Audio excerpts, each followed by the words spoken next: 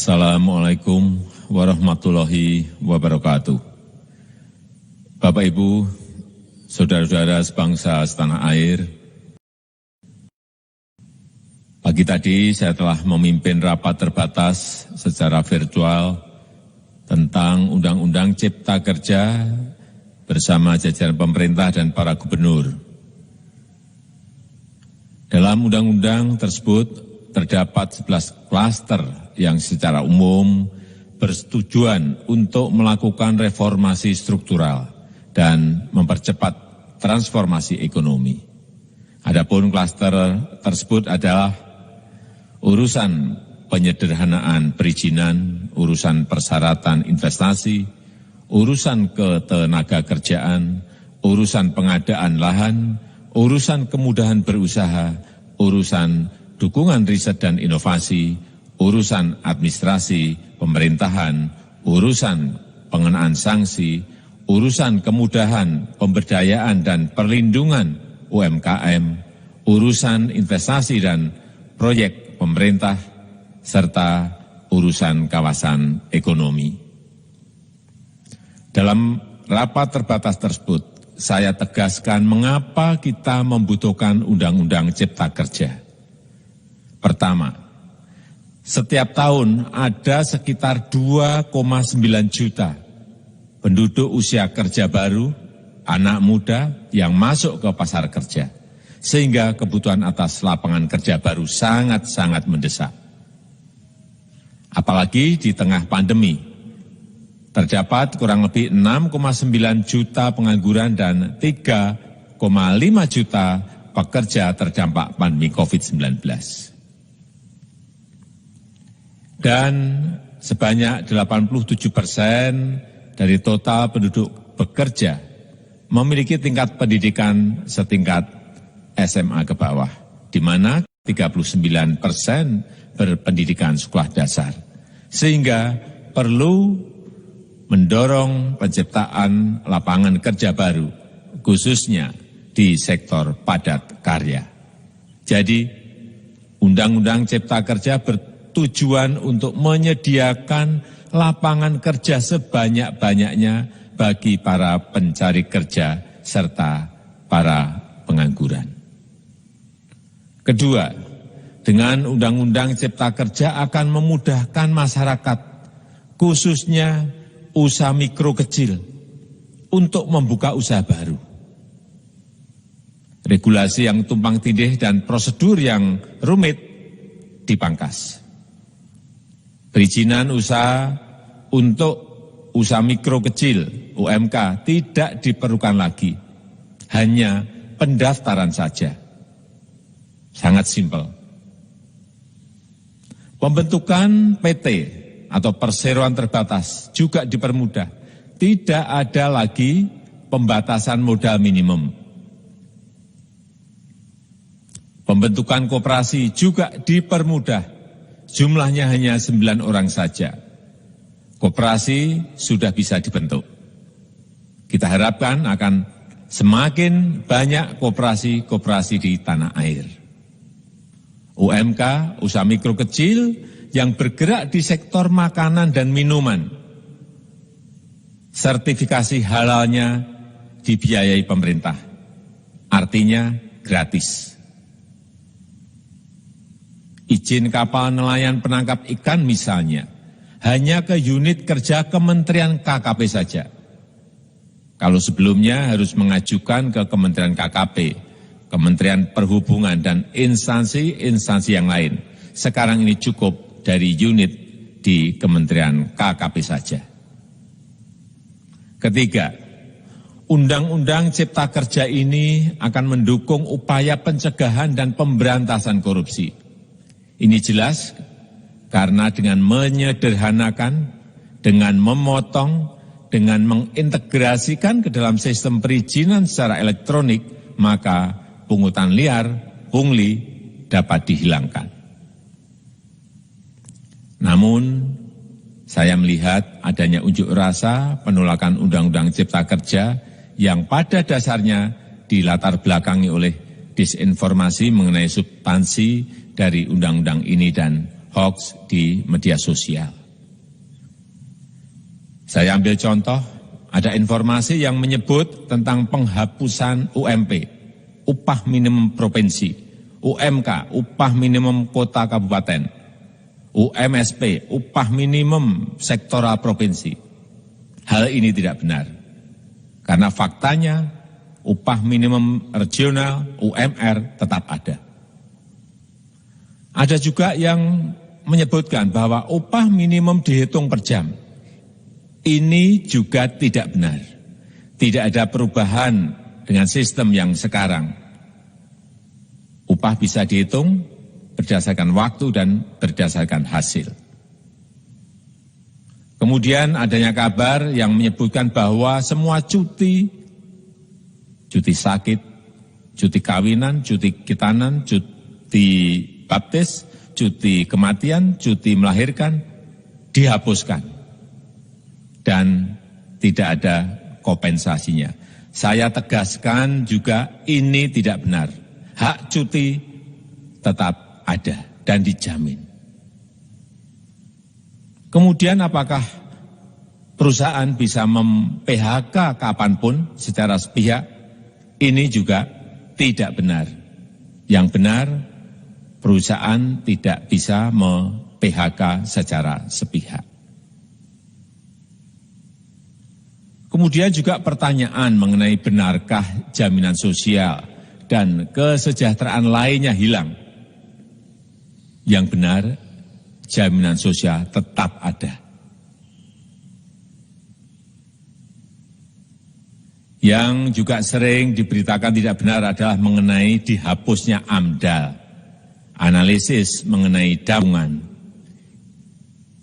Itu juga tidak benar. AMDAL tetap ada. Bagi industri besar harus studi AMDAL yang ketat. Tetapi bagi UMKM lebih ditekankan pada pendampingan dan pengawasan.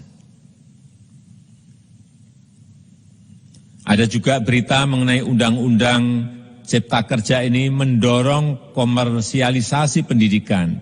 Ini juga tidak benar. Karena yang diatur hanyalah pendidikan formal di kawasan ekonomi khusus, di KEK. Sedangkan perizinan pendidikan tidak diatur di dalam Undang-Undang Cipta Kerja ini. Apalagi perizinan untuk pendidikan di pondok pesantren. Itu tidak diatur sama sekali dalam Undang-Undang Cipta Kerja ini. Dan aturannya yang selama ini ada tetap berlaku. Kemudian diberitakan bahwa keberadaan bank tanah. Bank tanah ini diperlukan untuk menjamin kepentingan umum, kepentingan sosial, kepentingan pembangunan nasional, pemerataan ekonomi, dan konsolidasi lahan serta reforma agraria. Ini sangat penting untuk menjamin akses masyarakat terhadap kepemilikan tanah, kepemilikan lahan. Dan kita selama ini tidak memiliki bank tanah. Saya tegaskan juga bahwa Undang-Undang Cipta Kerja ini tidak melakukan resentralisasi kewenangan dari pemerintah daerah ke pemerintah pusat. Tidak ada. Perizinan berusaha dan pengawasannya tetap dilakukan oleh pemerintah daerah sesuai dengan NSPK, norma, standar, prosedur, dan kriteria yang ditetapkan pemerintah pusat. Ini agar dapat tercipta standar pelayanan yang baik di seluruh daerah. Dan penetapan NSPK ini dapat nanti akan diatur di dalam PP atau peraturan pemerintah. Selain itu, kewenangan perizinan untuk non-perizinan berusaha tetap ada di Pemda, sehingga tidak ada perubahan. Bahkan kita melakukan penyederhanaan, melakukan standarisasi jenis dan prosedur berusaha di daerah. Dan perizinan berusaha di daerah diberikan batas waktu. Ini yang penting di sini. Jadi ada service level of agreement. Permohonan perizinan dianggap disetujui bila batas waktu telah terlewati. Saya perlu tegaskan pula bahwa Undang-Undang Cipta Kerja ini memerlukan banyak sekali peraturan pemerintah atau PP dan peraturan presiden atau Perpres. Jadi setelah ini akan muncul PP dan Perpres yang akan kita selesaikan paling lambat 3 bulan setelah diundangkan.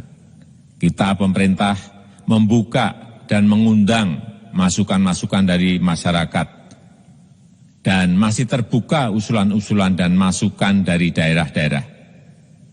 Pemerintah berkeyakinan melalui Undang-Undang Cipta Kerja ini jutaan pekerja dapat memperbaiki kehidupannya dan juga penghidupan bagi keluarga mereka. Dan kalau masih ada, jika masih ada ketidakpuasan terhadap Undang-Undang Cipta Kerja ini, silahkan mengajukan uji materi atau judicial review melalui MK, Mahkamah Konstitusi. Sistem ketatanegaraan kita memang mengatakan seperti itu. Jadi, kalau masih ada yang tidak puas dan menolak, silahkan diajukan uji materi ke MK. Saya rasa itu yang bisa saya sampaikan pada kesempatan yang baik ini. Terima kasih. Wassalamualaikum warahmatullahi wabarakatuh.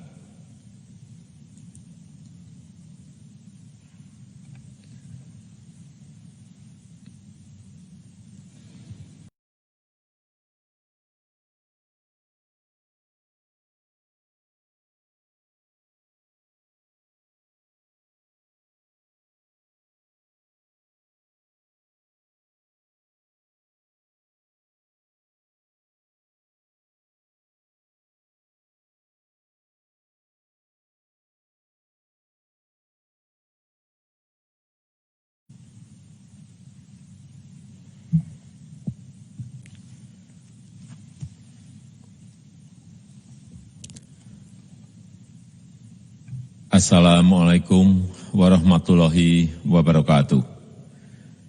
Bapak, Ibu, saudara-saudara sebangsa setanah air,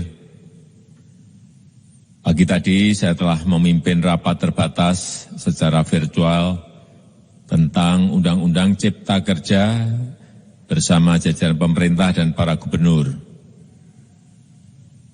Dalam undang-undang tersebut terdapat 11 klaster yang secara umum bersetujuan untuk melakukan reformasi struktural dan mempercepat transformasi ekonomi.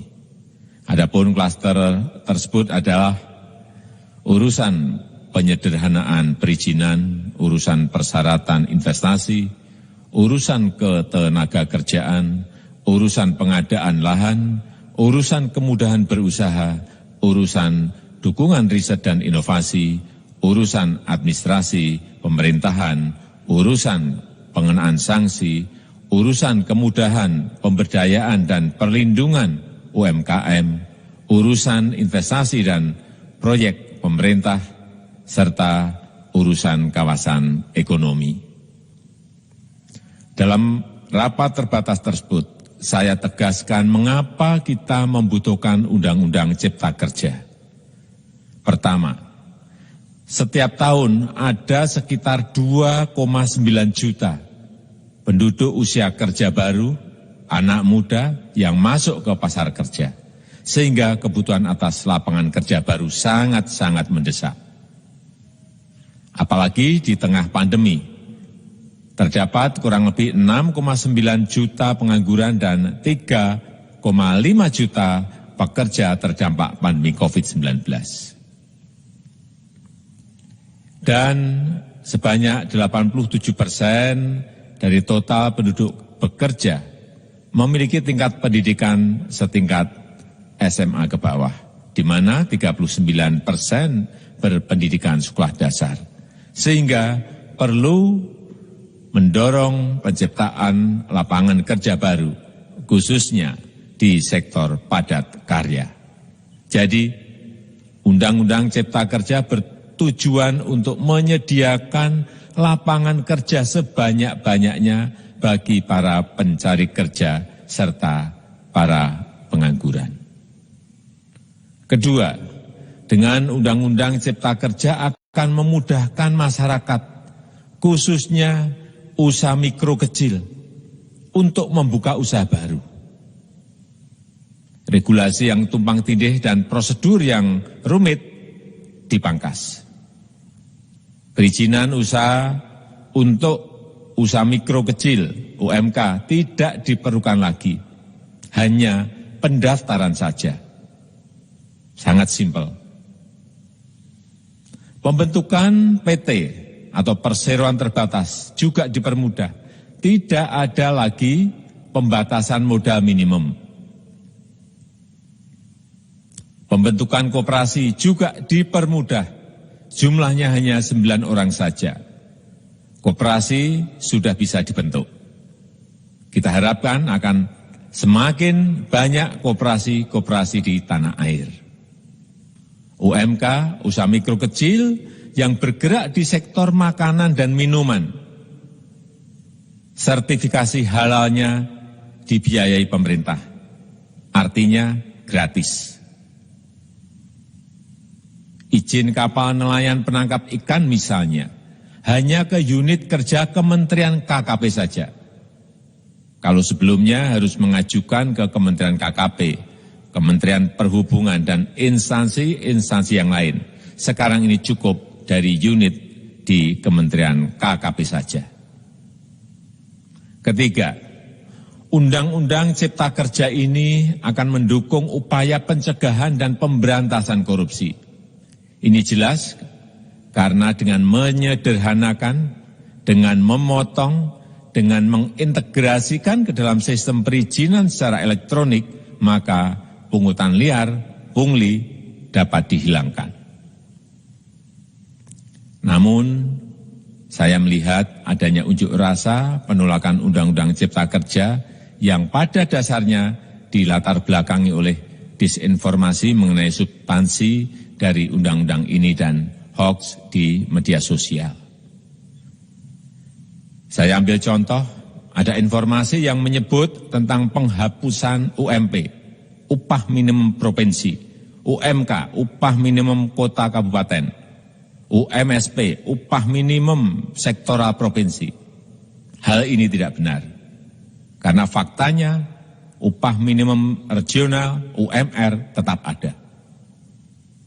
Ada juga yang menyebutkan bahwa upah minimum dihitung per jam. Ini juga tidak benar. Tidak ada perubahan dengan sistem yang sekarang. Upah bisa dihitung berdasarkan waktu dan berdasarkan hasil. Kemudian adanya kabar yang menyebutkan bahwa semua cuti sakit, cuti kawinan, cuti khitanan, cuti baptis, cuti kematian, cuti melahirkan, dihapuskan. Dan tidak ada kompensasinya. Saya tegaskan juga ini tidak benar. Hak cuti tetap ada dan dijamin.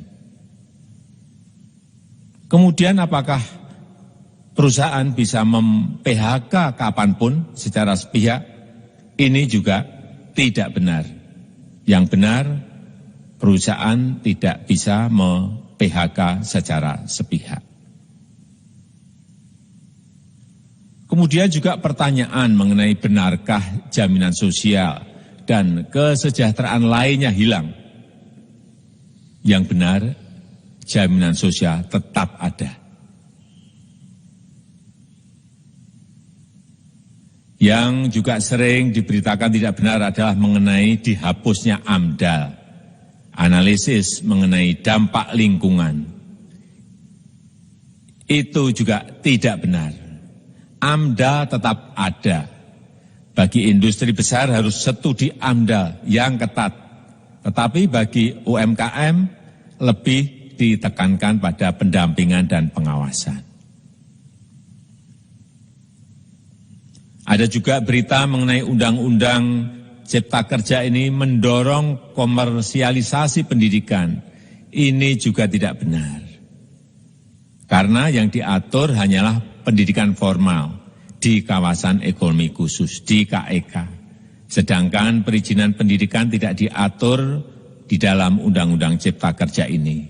Apalagi perizinan untuk pendidikan di pondok pesantren. Itu tidak diatur sama sekali dalam Undang-Undang Cipta Kerja ini.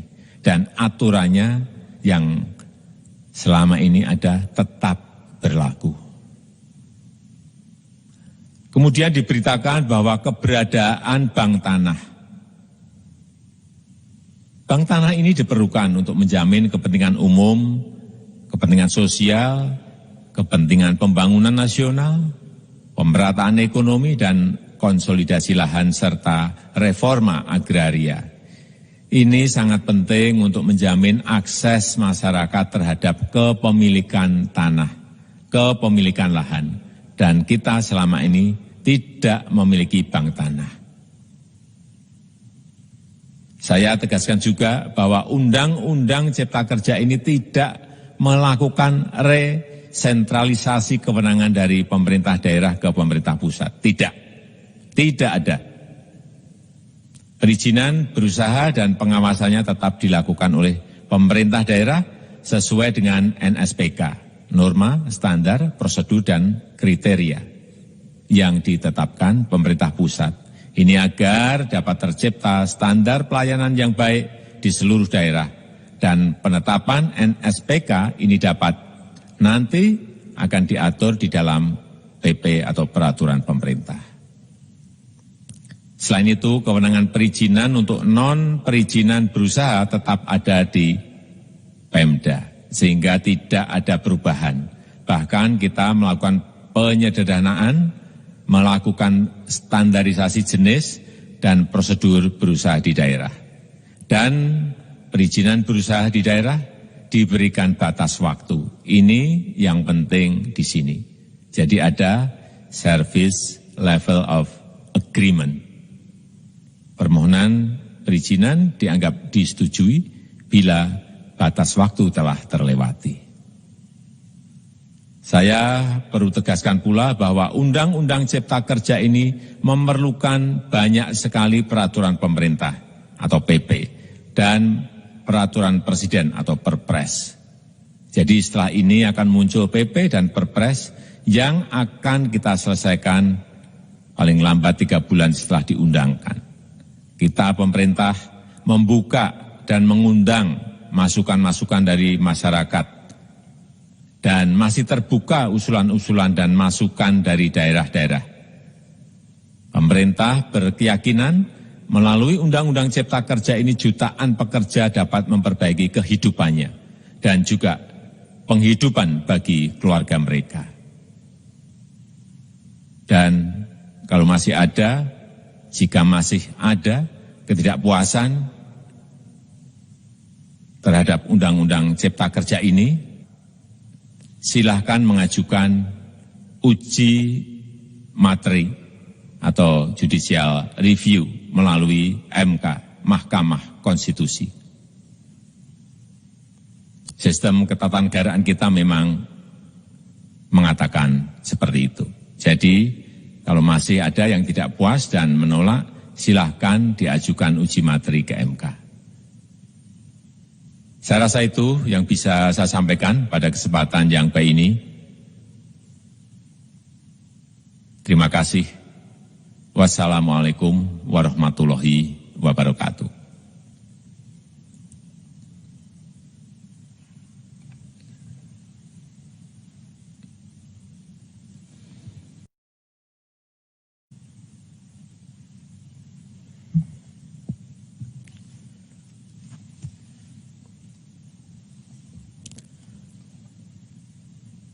Assalamualaikum warahmatullahi wabarakatuh. Bapak, Ibu, saudara-saudara sebangsa setanah air,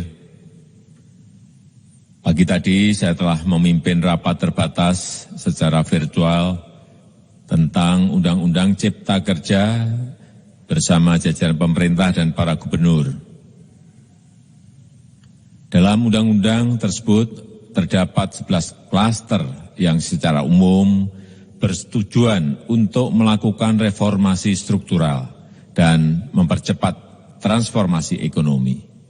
Adapun klaster tersebut adalah urusan penyederhanaan perizinan, urusan persyaratan investasi, urusan ketenaga kerjaan, urusan pengadaan lahan, urusan kemudahan berusaha, urusan dukungan riset dan inovasi, urusan administrasi pemerintahan, urusan pengenaan sanksi, urusan kemudahan pemberdayaan dan perlindungan UMKM, urusan investasi dan proyek pemerintah, serta urusan kawasan ekonomi.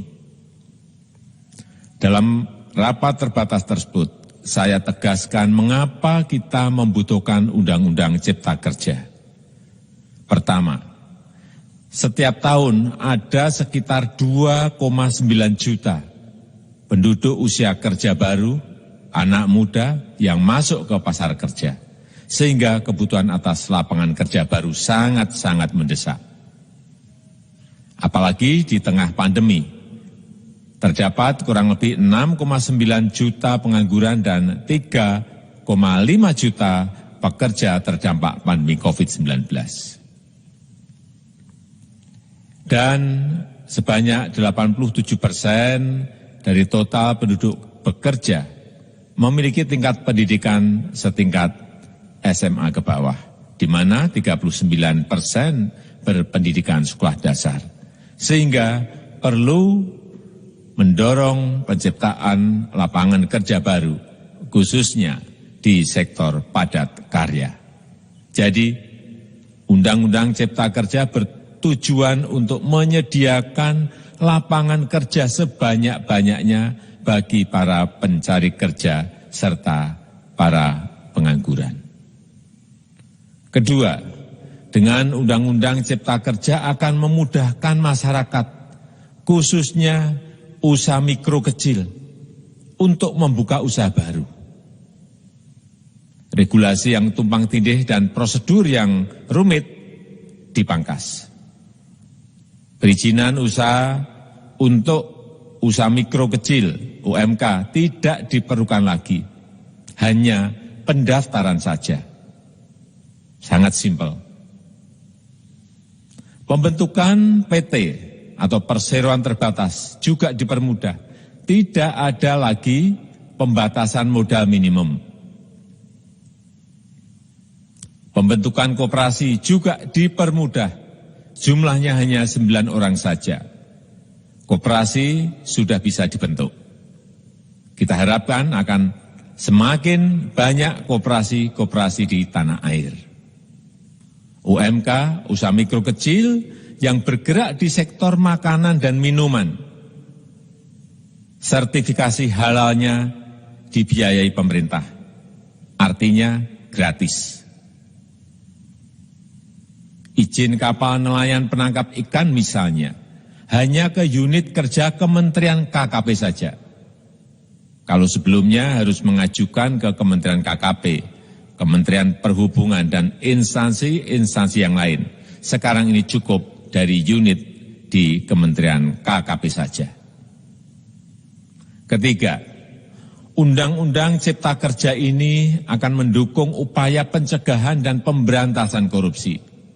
Ini jelas karena dengan menyederhanakan, dengan memotong, dengan mengintegrasikan ke dalam sistem perizinan secara elektronik, maka pungutan liar, pungli, dapat dihilangkan. Namun, saya melihat adanya unjuk rasa penolakan Undang-Undang Cipta Kerja yang pada dasarnya dilatar belakangi oleh disinformasi mengenai substansi dari undang-undang ini dan hoax di media sosial. Saya ambil contoh, ada informasi yang menyebut tentang penghapusan UMP, upah minimum provinsi, UMK, upah minimum kota kabupaten, UMSP, upah minimum sektoral provinsi. Hal ini tidak benar, karena faktanya upah minimum regional, UMR, tetap ada. Ada juga yang menyebutkan bahwa upah minimum dihitung per jam. Ini juga tidak benar. Tidak ada perubahan dengan sistem yang sekarang. Upah bisa dihitung berdasarkan waktu dan berdasarkan hasil.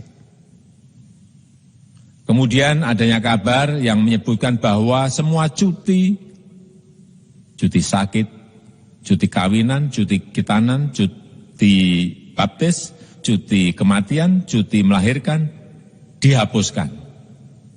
Dan tidak ada kompensasinya. Saya tegaskan juga ini tidak benar. Hak cuti tetap ada dan dijamin. Kemudian apakah perusahaan bisa mem-PHK kapanpun secara sepihak? Ini juga tidak benar. Yang benar, perusahaan tidak bisa mem-PHK secara sepihak. Kemudian juga pertanyaan mengenai benarkah jaminan sosial dan kesejahteraan lainnya hilang. Yang benar, jaminan sosial tetap ada. Yang juga sering diberitakan tidak benar adalah mengenai dihapusnya AMDAL, analisis mengenai dampak lingkungan. Itu juga tidak benar. AMDAL tetap ada. Bagi industri besar harus studi AMDAL yang ketat. Tetapi bagi UMKM lebih ditekankan pada pendampingan dan pengawasan. Ada juga berita mengenai Undang-Undang Cipta Kerja ini mendorong komersialisasi pendidikan. Ini juga tidak benar. Karena yang diatur hanyalah pendidikan formal di kawasan ekonomi khusus, di KEK. Sedangkan perizinan pendidikan tidak diatur di dalam Undang-Undang Cipta Kerja ini. Apalagi perizinan untuk pendidikan di pondok pesantren. Itu tidak diatur sama sekali dalam Undang-Undang Cipta Kerja ini. Dan aturannya yang selama ini ada tetap berlaku. Kemudian diberitakan bahwa keberadaan bank tanah. Bank tanah ini diperlukan untuk menjamin kepentingan umum, kepentingan sosial, kepentingan pembangunan nasional, pemerataan ekonomi, dan konsolidasi lahan serta reforma agraria. Ini sangat penting untuk menjamin akses masyarakat terhadap kepemilikan tanah, kepemilikan lahan. Dan kita selama ini tidak memiliki bank tanah.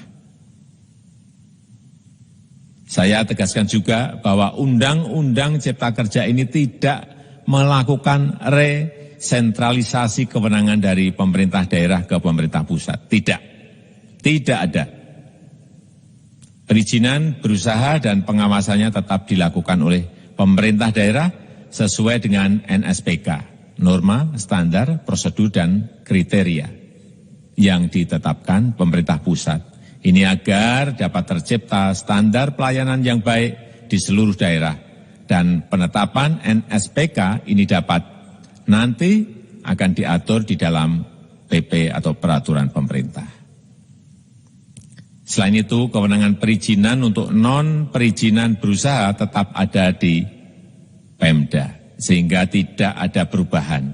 Bahkan kita melakukan penyederhanaan, melakukan standarisasi jenis dan prosedur berusaha di daerah. Dan perizinan berusaha di daerah diberikan batas waktu. Ini yang penting di sini. Jadi ada service level of agreement. Permohonan perizinan dianggap disetujui bila batas waktu telah terlewati. Saya perlu tegaskan pula bahwa Undang-Undang Cipta Kerja ini memerlukan banyak sekali peraturan pemerintah atau PP dan peraturan presiden atau Perpres. Jadi setelah ini akan muncul PP dan Perpres yang akan kita selesaikan paling lambat 3 bulan setelah diundangkan. Kita pemerintah membuka dan mengundang masukan-masukan dari masyarakat dan masih terbuka usulan-usulan dan masukan dari daerah-daerah. Pemerintah berkeyakinan melalui Undang-Undang Cipta Kerja ini jutaan pekerja dapat memperbaiki kehidupannya dan juga penghidupan bagi keluarga mereka. Dan kalau masih ada, jika masih ada ketidakpuasan terhadap Undang-Undang Cipta Kerja ini, silahkan mengajukan uji materi atau judicial review melalui MK, Mahkamah Konstitusi. Sistem ketatanegaraan kita memang mengatakan seperti itu. Jadi, kalau masih ada yang tidak puas dan menolak, silahkan diajukan uji materi ke MK. Saya rasa itu yang bisa saya sampaikan pada kesempatan yang baik ini. Terima kasih. Wassalamualaikum warahmatullahi wabarakatuh.